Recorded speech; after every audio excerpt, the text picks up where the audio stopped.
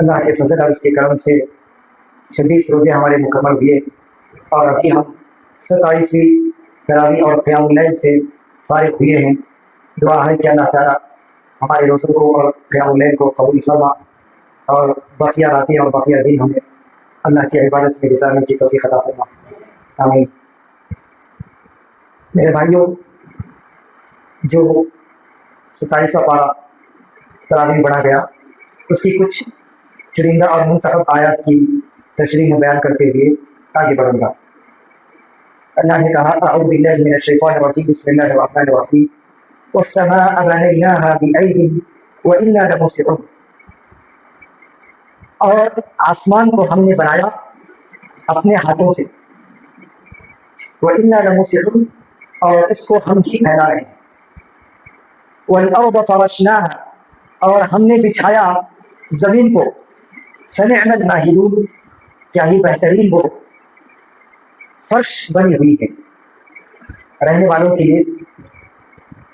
تو زمین اور آسمان کو اللہ نے بنایا، یعنی جس طرح اللہ نے انسانوں کو بنایا اس طرح زمین اور آسمان کو بھی اللہ نے ہی بنایا، یعنی زمین اور آسمان خود سے وجود میں نہیں آ گئے، خود سے پیدا نہیں ہو گئے اور پہلے سے بن کے نہیں تھے، بلکہ اتنے بڑے آسمان کو اور اتنی بڑی زمین کو اللہ نے پیدا کیا، اللہ نے بنایا۔ جس طرح حضرت آدم علیہ السلام کو اللہ نے اپنے ہاتھوں سے بنایا، اللہ نے کہا بما خلقت بیدی، میں نے آدم کو اپنے ہاتھوں سے بنایا، ٹھیک اسی طرح اللہ نے آسمان اور زمین کو اپنے ہاتھوں سے بنایا۔ تو لہٰذا اس سے ان لوگوں کا رد ہو جاتا ہے جو کہتے ہیں کہ زمین اور آسمان ایک دھماکے سے وجود میں آ گئے، ایک دھماکہ تھا، بس وہ دھماکے سے زمین اور آسمان اور زمین کے درمیان کے سارے پلانٹس یہ وجود میں آ گئے، ایسا کہتے ہیں ان لوگوں کے اوپر حج ہے۔ قرآن مجید میں ایک دوسری جگہ اللہ نے کہا کہ اَلَمْ يَرَ الَّذِينَ كَفَرُوا أَنَّ السَّمَاوَاتِ وَالْأَرْضَ كَانَتَا رَتْقًا، کیا کافر نہیں دیکھتے کہ زمین اور آسمان ملے ہوئے تھے، فَفَتَقْنَاهُمَا، ہم نے دونوں کو الگ کیا۔ تو لہذا اللہ تعالیٰ مختلف مراحل میں اس آسمان اور زمین کو اللہ تعالیٰ نے پیدا کیا۔ قرآن مجید کی ایک دوسری آیت میں اللہ نے کہا وَالَّذِي خَلَقَ السَّمَاوَاتِ وَالْأَرْضَ فِي 6 أَيَّامٍ، زمین اور آسمان کو اللہ نے 6 دنوں میں پیدا کیا، 6 دنوں میں پیدا کیا۔ اس سے خود یہ بات معلوم ہوتی ہے کہ زمین اور آسمان ایک دھماکے سے وجود میں نہیں آئے، جبکہ سائنسدان اور سائنٹسٹ کہتے ہیں کہ ایک بڑا دھماکہ ہوا جس کو ان کی زبان میں، سائنس کی زبان میں بگ بینگ تھیوری بولتے ہیں، کہ ایک بڑا دھماکہ ہوا اور اس دھماکے سے سارے پلانٹس وجود میں آ گئے، زمین بن گئی، آسمان بن گیا، اور زمین اور آسمان کے درمیان جتنے سیارے اور پلانٹس ہیں سارے ایک دھماکے سے، ایک بڑے دھماکے سے وجود میں آ گئے ہوتے ہیں۔ یہ ان کے اوپر رد ہے، اللہ نے آسمان اور زمین کو بنایا۔ اور پھر اس کے بعد اللہ نے کہا وَمِن كُلِّ شَيْءٍ خَلَقْنَا زَوْجَيْنِ لَعَلَّكُمْ تَذَكَّرُونَ، ہم نے ہر چیز کو جوڑا جوڑا پیدا کیا، جوڑا جوڑا۔ اللہ نے جتنے اللہ کی مخلوقات ہیں سب کو اللہ نے جوڑا جوڑا پیدا کیا، سب کو اللہ نے جوڑا جوڑا پیدا کیا، یعنی مرد ہیں تو عورتیں ہیں، اسی طرح جنوں میں مرد ہیں تو جنوں میں عورتیں بھی ہیں، شیطانوں میں مرد ہیں تو شیطان عورتیں ہیں، اسی طرح جانوروں میں مرد ہیں یعنی جانور مذکر ہیں تو مؤنث بھی ہے، میل بھی ہے فیمیل بھی ہے، اور جھاڑوں میں بھی میل بھی ہے فیمیل بھی ہے، جھاڑ میں بھی، یہ جھاڑ یہ درخت اس میں بھی میل فیمیل ہے، یہاں تک کہ شارحین کہتے ہیں کہ پتھر جو ہے، پتھر جمادات، اس میں بھی میل فیمیل بھی، پتھروں میں بھی مرد اور عورتیں، پتھر میں بھی جمادات میں، ہر ایک چیز کو اللہ نے جوڑا جوڑا دو بنایا، اللہ نے ہر ایک چیز کو دو بنایا۔ تو اس سے خود اللہ کی تقدیر کا، اللہ کی قدرت کا اندازہ ہمیں معلوم ہوتا ہے۔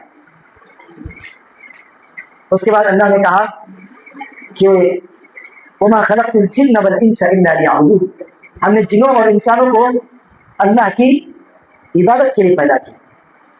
مَا أُرِيدُ مِنْهُمْ مِنْ رِزْقٍ، ہم ان سے رزق نہیں چاہتے، ہم ان سے نہیں پوچھتے کہ کھلاؤ، مَا أُرِيدُ أَن يُطْعِمُونِ، اور اللہ نہیں چاہتا کہ اللہ کو کھلائے، بلکہ ان اللہ هو الرزاق ذو القوة المتین، یقیناً اللہ تعالیٰ وہ رزاق ہے، رزق دینے والا ہے، زبردست قوت والا ہے۔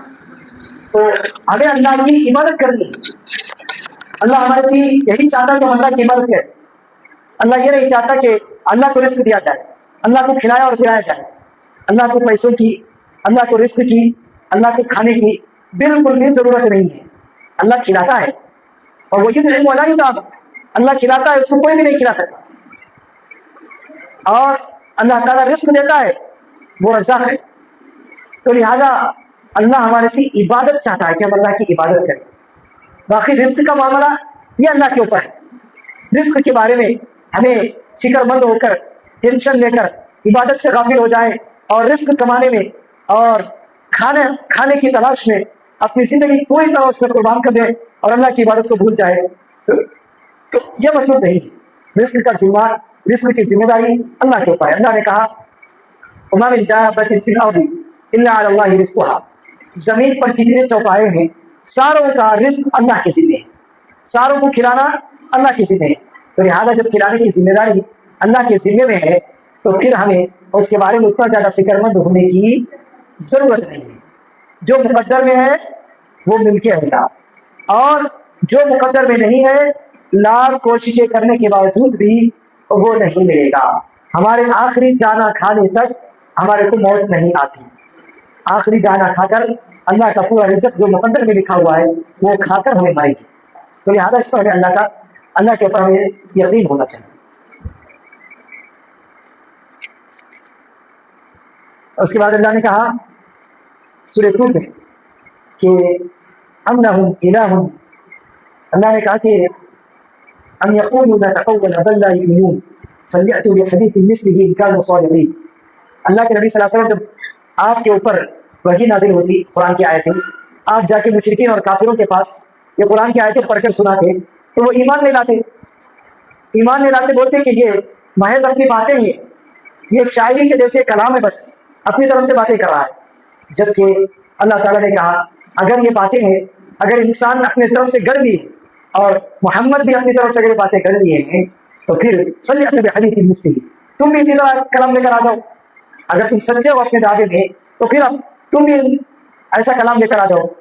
تو لہذا ایسا کلام نہیں لے کر آ سکتے. یہ قرآن اللہ کا کلام ہے. اگر کوئی نبی یا کوئی رسول اپنی طرف سے گڑھ کے اس کو اللہ کی جانب سے وحی بول کر لوگوں کو بولتا ہے تو پھر اللہ تعالیٰ اس کو کہتے ہیں لقطعنا منہ الوتین. اللہ تعالیٰ وہ نبی کا دانہ ہاتھ کاٹ دے گا. اللہ تعالیٰ اگر نبی جو ہے اپنی طرف سے بولے گا, اللہ کے نبی صلی اللہ علیہ وسلم اپنی خواہش سے, اپنے دل سے, اپنی چاہت سے کچھ بھی نہیں بولتے. وما ينطق عن الهوى, اپنی جانب سے کچھ بھی نہیں بولتے, دل میں کیا ہے وہ نہیں بولتے. ان هو الا وحی یوحى, اللہ کی جانب سے وحی ہوتی ہے, وہی چیز نبی بیان کرتے ہیں. تو لہذا ان کا یہ دعویٰ کہ یہ اپنی طرف سے گڑھ لیے ہیں یا ایسی کی باتیں ہیں, یہ جھوٹ ہے. اللہ کی جانب سے یہ وحی ہے. اس کے بعد سورہ نجم میں اللہ تعالیٰ نے ستاروں کی قسم کھائی. والنجم اذا هوى ما ضل صاحبكم وما غوى وما ينطق عن الهوى, یعنی تمہارا دوست, تمہارا ساتھی یعنی محمد صلی اللہ علیہ وسلم نہ بھٹکا ہے, نہ ہی پاگل ہوا ہے, اور نہ ہی وہ اپنی جانب سے کچھ بات بول رہا ہے, بلکہ وہ وحی ہے, اس کی جانب جو وحی کی جاتی ہے وہ وحی کی بتاتا ہے. اور علمہ شدید القویٰ, اور اس کو اللہ تعالیٰ مضبوط طاقت اور قوت والا اللہ تعالیٰ اس کو سکھاتا ہے. یعنی کہ جبرائیل علیہ السلام اس کو اللہ کی جانب سے لے کر آ کے سکھاتے ہیں. اس کے بعد اللہ تعالیٰ نے اس میں مختلف چیزیں بیان کی. اللہ نے کہا کہ آپ سے پہلے جتنی قومیں تھیں وہ سب ہلاک ہو گئی. اللہ نے ان کو ہلاک اور برباد کیا. وَأَنَّهُ أَهْلَكَ عَادًا الْأُولَىٰ, عاد, سمود, نوح علیہ السلام کے قوم, ان سب نے سرکشی کی, اللہ کی بات نہیں مانی تو اللہ نے ان کو ہلاک اور برباد کر دیا. تو لہذا سب لوگوں کو ہلاک اور سب لوگوں کو مرنا ہے. یہ ایک طرح کا ڈر, ایک طرح کا ڈرانا ہے, ایک دھمکی ہے اللہ کی جانب سے کہ تم بھی اپنی زندگی اللہ سے ڈرتے ہوئے گزارو, اللہ سے ڈرتے ہوئے اپنی زندگی گزارو. اسی لیے اللہ نے کہا تضحکون ولا تبکون وانتم سامدون. ہمیں دنیا کی زندگی ہنسی خوشی میں, کھیل کود میں اور مذاق میں نہیں گزارنا چاہیے. ہماری زندگی میں سنجیدگی آنی چاہیے. وہ سنجیدگی اللہ کو لے کر, اللہ کے دین کو لے کر اور اللہ کی عبادت کو لے کر سنجیدگی آنی چاہیے. ہمیشہ مذاق مذاق مذاق, ہمیشہ کھیل کود کی باتیں, ہمیشہ دنیا کی باتیں, بالکل بے سنجیدہ غیر سنجیدہ زندگی گزارے، ایسا بالکل بھی نہیں ہونا چاہیے۔ اس کے بعد سورہ قمر ہے، اس میں اللہ تعالیٰ نے قمر یعنی چاند کی قسم کھائی ہے، اور اس میں اللہ تعالیٰ نے مختلف قوموں کا تذکرہ کیا ہے اور ان کو کیسے اللہ تعالیٰ نے ہلاک اور برباد کیا اس کا ذکر کیا ہے۔ اور اللہ نے کہا کہ سیحزم الجمع ویولون الدبر، سارے لوگ جمع کیے جائیں گے، بل الساعۃ موعدہم والساعۃ ادھیٰ وامر، قیامت کا ایک دن مقرر ہے، اور وہ کون سا دن ہے اللہ کو معلوم ہے۔ ان الساعۃ لآتیۃ، قیامت آ کے رہے گی، لا ریب فیہا، اس میں کوئی شک نہیں، ولکن اکثر الناس لا یعلمون، لیکن اکثر لوگ نہیں جانتے اس بات، قیامت کے اوپر یقین نہیں رکھتے۔ کافروں کو یقین نہیں ہے، لیکن مسلمانوں کو بھی یقین نہیں ہے۔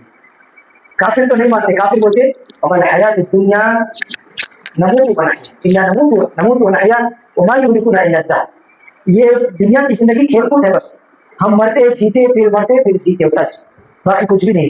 جبکہ ایک مسلمان کا عقیدہ ہے کہ قیامت آ کے رہے گی، قیامت آ کے رہے گی، لیکن کتنے مسلمان ایسے ہیں جو قیامت کو بھلا بیٹھے ہیں اور اپنی زندگی میں مگن ہیں۔ تو اللہ نے کہا کہ بل الساعۃ موعدہم، قیامت بالکل آ کے رہے گی، اللہ کا وعدہ ہے اور قریب ہے قیامت۔ کتنے قریب ہے قیامت؟ ہر ایک انسان کی موت سے اس کی قیامت شروع ہو جاتی ہے، اور پوری ایک بڑی قیامت بھی، قیامت کبریٰ بھی، وہ بھی قریب ہے۔ قیامت کی جو نشانیاں، چھوٹی چھوٹی نشانیاں اللہ کے نبی صلی اللہ علیہ وسلم بتائے، وہ آپ کے زمانے میں ہے، زمانے میں اللہ کے نبی صلی اللہ علیہ وسلم جو قیامت کی نشانیاں بتائے، چھوٹی چھوٹی نشانیاں، وہ قیامت کی نشانیاں ہیں۔ اللہ کے نبی صلی اللہ علیہ وسلم بتائے کہ فتنے ظاہر ہوں گے، فتنے جو ہے آئیں گے۔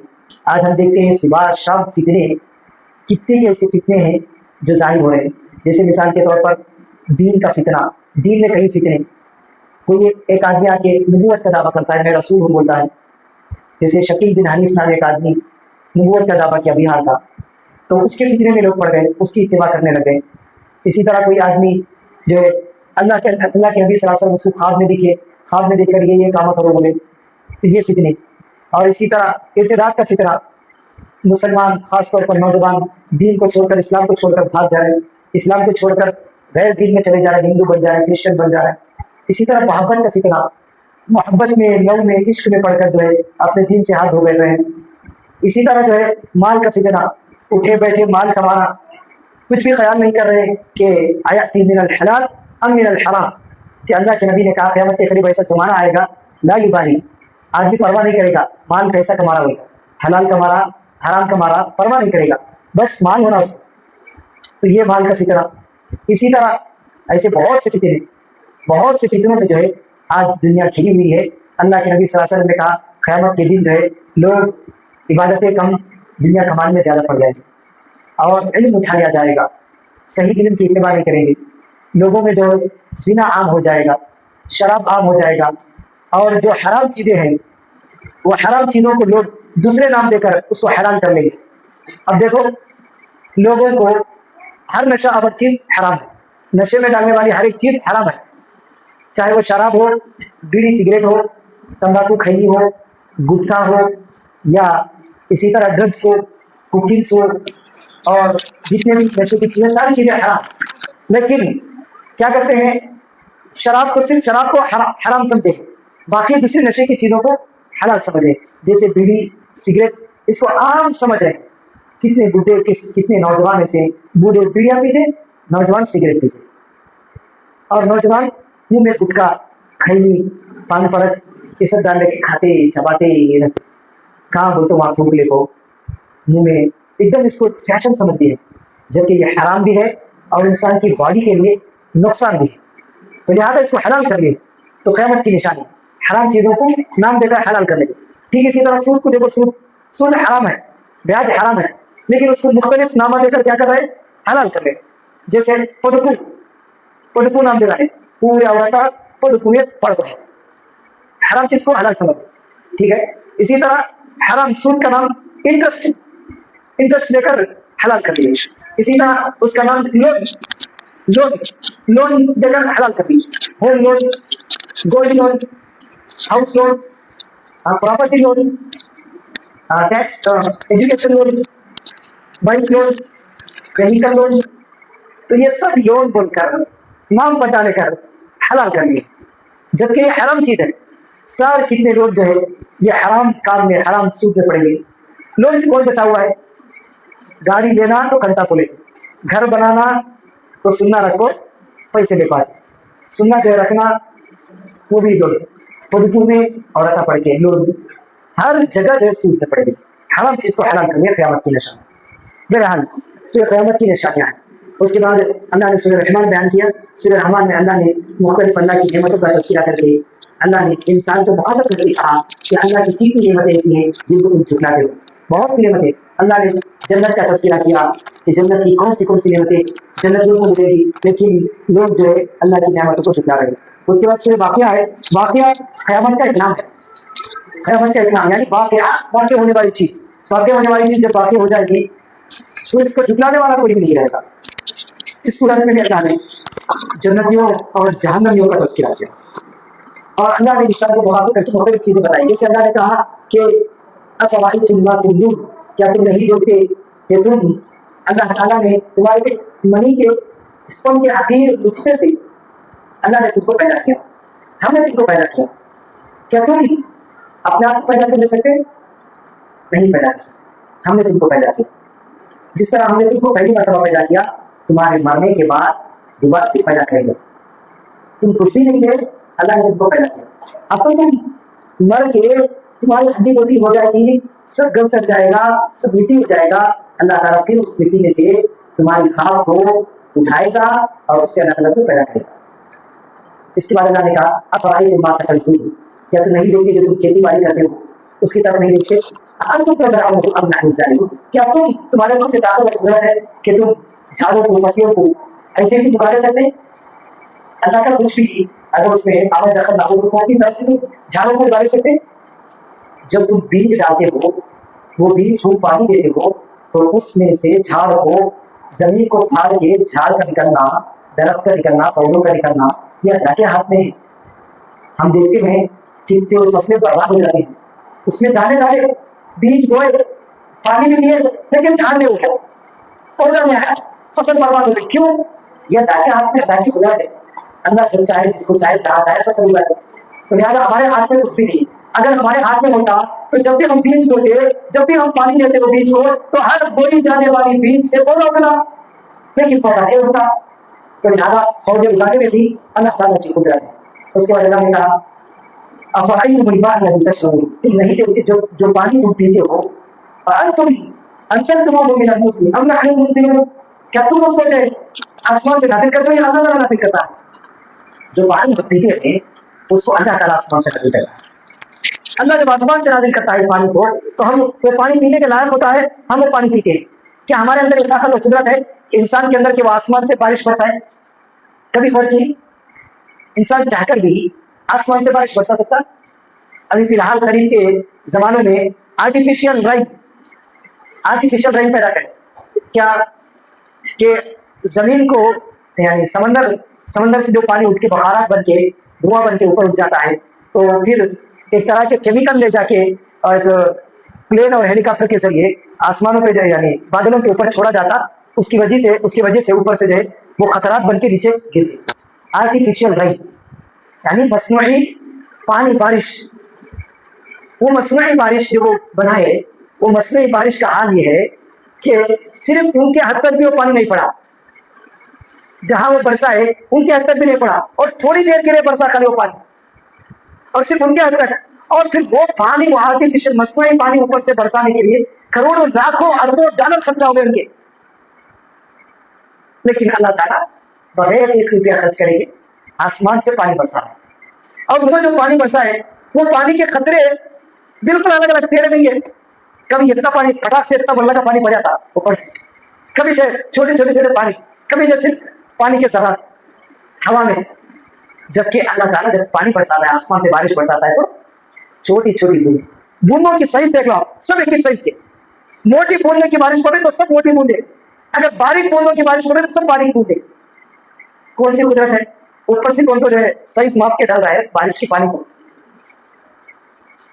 اچھا اوپر کیا تو جھرنے لگی ہوئی ہے کیا؟ اوپر سے پانی فل رما ڈال رہے, نیچے جو جھرنے سے آ کے خطرے پڑ رہے ہیں, ایسا ہے کیا؟ یہ اللہ کی قدرت ہے. اللہ تعالیٰ آسمان سے جو ہے ایسی قدرت والی بارش میں نازل کروا رہا ہے. اس کے بعد اللہ نے کہا افرأیتم النار التی تورون، کہ تم آگ کو نہیں دیکھتے ہو جس کو تم جلاتے ہو، کیا اس کو تم خود سے پیدا کر لیتے ہو یا ہم نے اس کو پیدا کیا؟ آگ بھی اللہ کی ایک بڑی نشانی ہے. سائنس کہتی ہے کہ نائٹروجن اور کاربن ڈائی آکسائڈ یا ہائیڈروجن دو ملے تو پھر آگ بنتی بولتی ہوتی، لیکن جب بھی ان کی نائٹروجن اور آکسیجن ملے تو پھر ضروری نہیں کہ وہ آگ بنے. اللہ تعالیٰ اس کے اندر یہ قوت لاتا ہے تو آگ بنتی ہے. آپ دیکھو پانی میں آکسیجن اور ہائیڈروجن ہے، یہ دو مل کر پانی بنتا ہے. پانی کا واٹر کا مالیکولز کیا ہے؟ واٹر پانی جو ہے ہائیڈروجن اور آکسیجن O2 ہائیڈروجن H2 یہ دونوں مل کر پانی بنتے. ٹھیک ہے، اس میں نائٹروجن نہیں ہے، NO2 نہیں ہے، اس میں نائٹروجن نہیں ہے. نائٹروجن وہ بولتے سائنٹسٹ کے آگ نائٹروجن سے بنتی، لیکن اللہ تعالیٰ سمندروں میں آگ نکالتا، سمندروں میں والکینوز پھوٹتی، بڑے بڑے جو ہے والکینوز سمندر میں جو ہے سمندر کے پہاڑوں سے آگ نکلتی، آگ پھوٹ کو نکلتی. سائنسدان کے مطابق پانی میں جو ہے آگ نہیں رہنا، جبکہ اللہ تعالیٰ پانی سے آگ کو نکالتا. اور قیامت کی نشانی میں سے اللہ کے نبی صلی اللہ علیہ وسلم حدیث سے بیان کرتے ہیں کہ اللہ تعالیٰ سمندروں میں اللہ تعالیٰ آگ برپا کر دے گا، پورے سمندر میں آگ لگ جائے گی، سمندر میں آگ لگ جائے گی. پانی میں جو پانی آگ کو بجھاتا وہ پانی میں آگ لگ جائے. یہ اللہ کی قدرت. یہاں سائنس بھی اور سائنٹسٹ بھی سب پیچھے. یہ سورہ واقعہ ہے. اس کے بعد اللہ نے سورہ حدید بیان کرنا. حدید کہتے ہیں لوہے کو، لوہے کو اللہ تعالیٰ نے آسمان سے نازل کیا. لوہا خود سے پیدا نہیں ہوا، بلکہ اللہ نے آسمان سے جس طرح اللہ تعالیٰ بارش کو برساتا اس طرح لوہے کو بھی اللہ تعالیٰ برسایا. ایک زمانہ ہے کہ وہ زمانے میں جو ہے پورے اللہ تعالیٰ لوہے کی بارش کیا تو پھر لوہے زمین میں اور زمین سے لوہا نکلتا. لیکن آیا کہاں سے زمین میں لوہا؟ آسمان سے. چاہے لوہا ہو یا دوسرے معدنیات بھی، سونا، چاندی، لوہا، سلور، پیتل اور پلیٹینیم، ہیرے، جواہرات، موتیاں، جتنے بھی معدنیات ہیں وہ سب کو اللہ تعالیٰ آسمان سے نازل کرتا. آسمان سے نازل کیا وہ مل رہا ہے. تو لوہے کو بھی اللہ تعالیٰ نے آسمان سے نازل کیا. یہ سورہ حدید رہا. میرا اللہ سے دعا ہے کہ اللہ تعالیٰ نے قرآن مجید کو سمجھ کر غور و فکر کے ساتھ پڑھنے اور اس پر عمل کرنے کی اللہ ہم سب کو توفیق عطا فرمائے. جب تک ہمیں باقی رکھے قرآن حدیث پہ باقی رکھے، جب ہمارا خاتمہ ہو تو خاتمہ بالخیر ہو. آمین. وآخر دعوانا الحمدللہ رب العالمین. سبحان اللہ وبحمدہ، سبحان اللہ وبحمدہ، اشہد ان لا الہ الا انت، استغفرک و اتوب الیک.